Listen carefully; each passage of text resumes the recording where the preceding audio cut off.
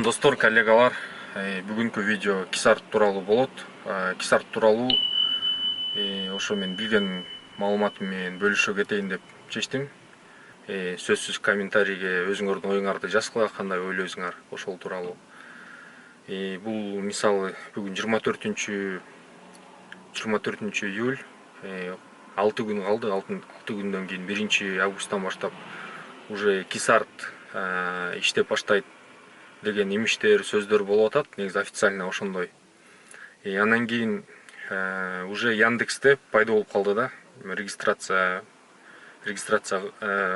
кылгыла депчи. 10 күндөн бери эле уже турат. Осталось здесь не деп. Бул жакта немелер менен, сайттар менен, ссылкалар менен калтырган Яндекс.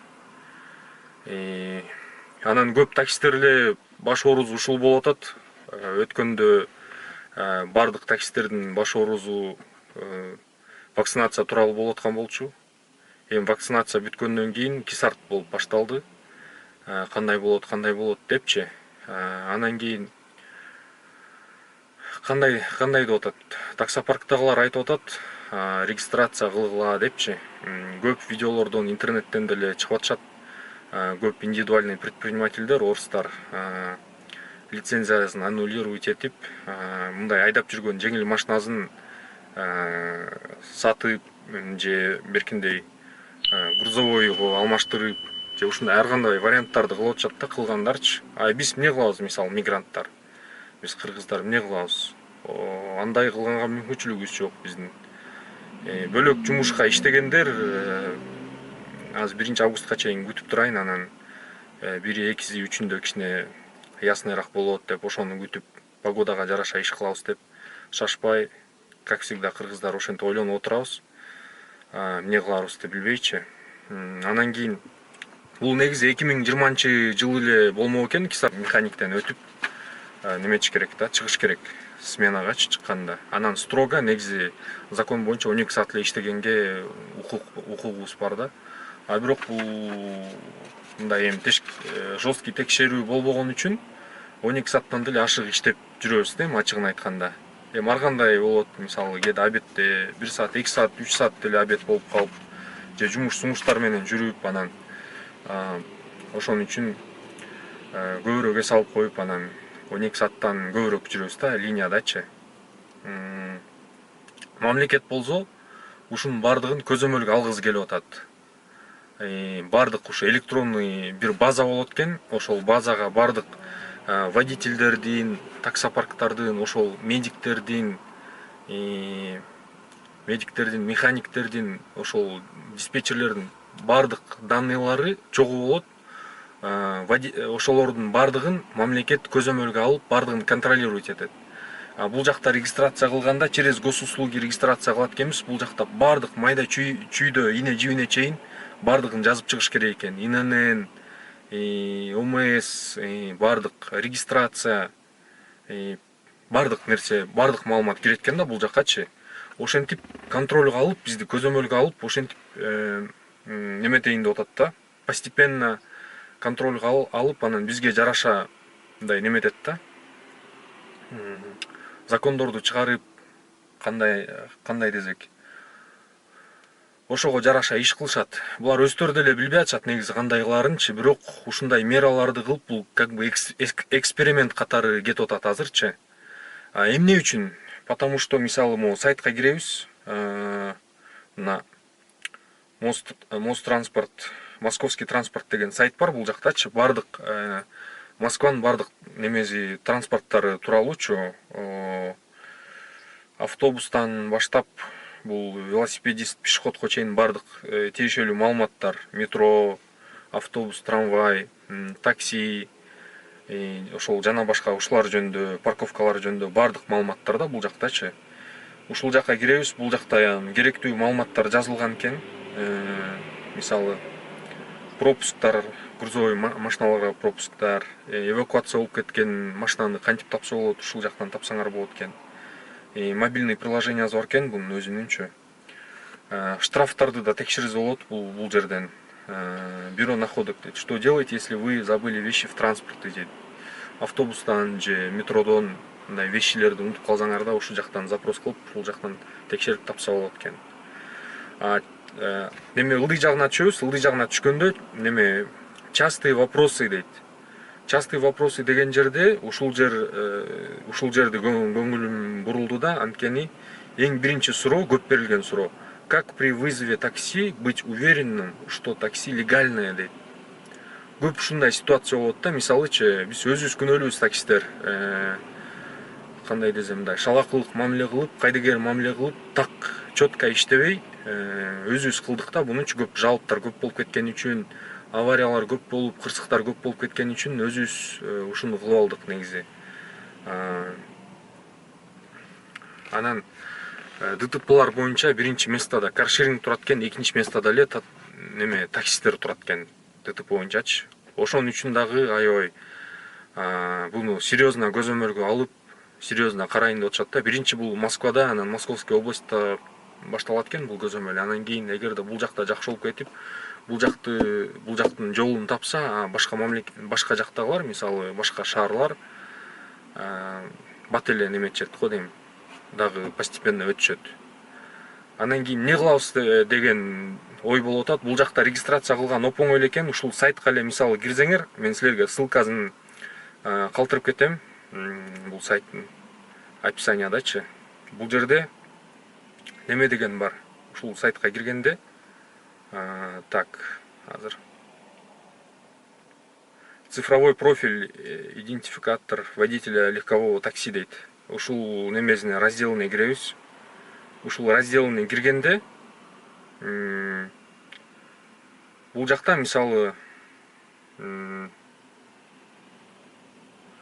бул разделинде бардык маалыматтар неме бар экен да. Бул жакта видео дагы бар экен. Мисалы регистрация в качестве водителя дейт. Ошол тууралуу маалыматтар бар экен бул жерде.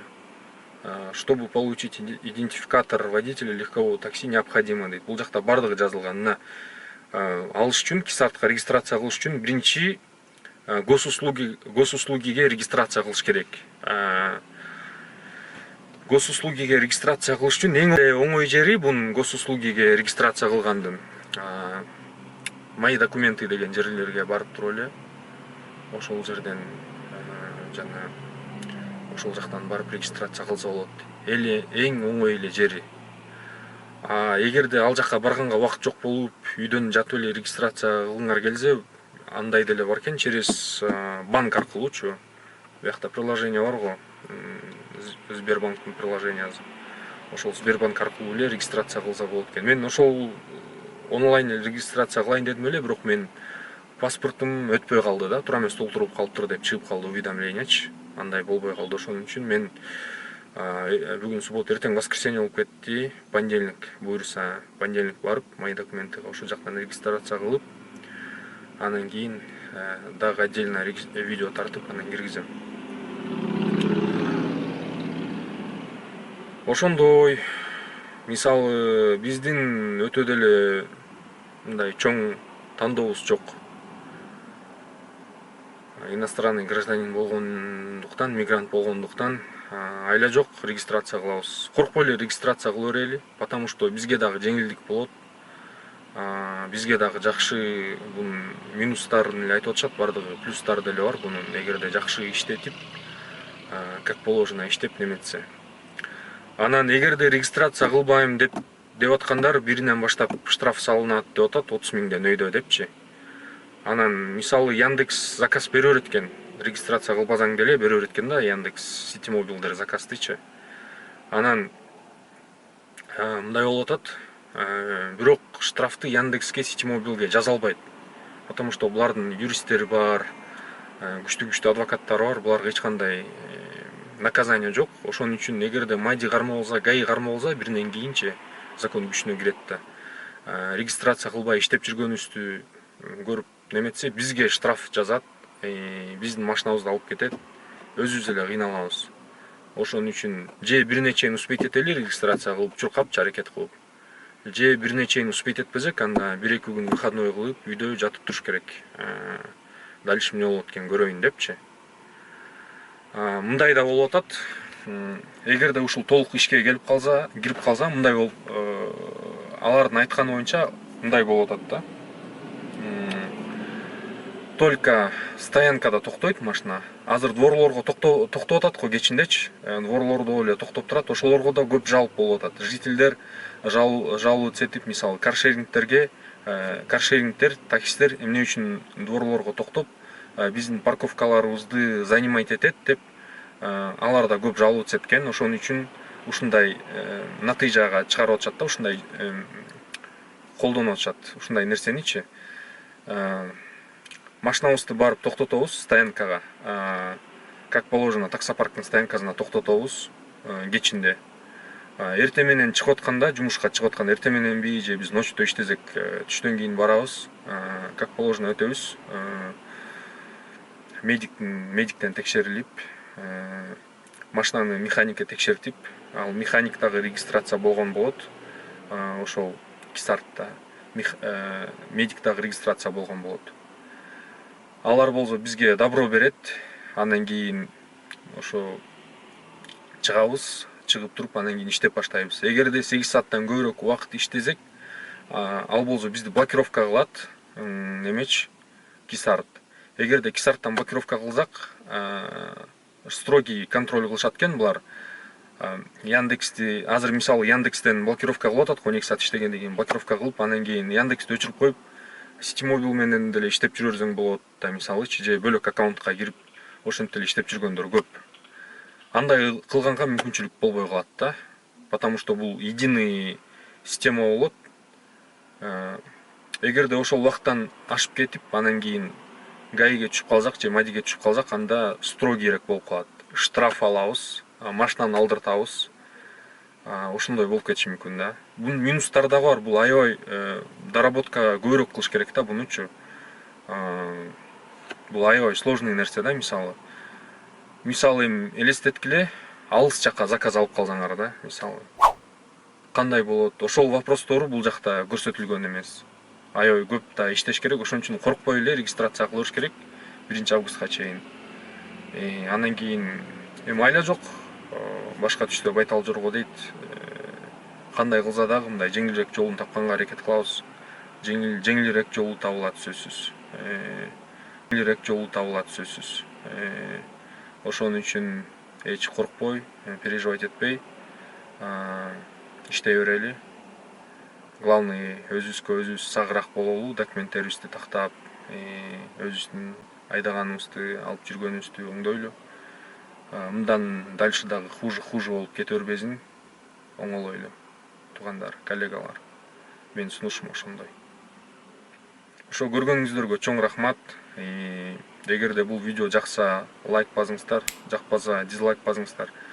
Андан кийин менин оюм толук болбой калса, өзүңөрдүн оюңорду комментарийге жазып калтырып кеткиле. Комментарийден сүйлөшөбүз калганын. Чоң рахмат. Аман болуңуздар.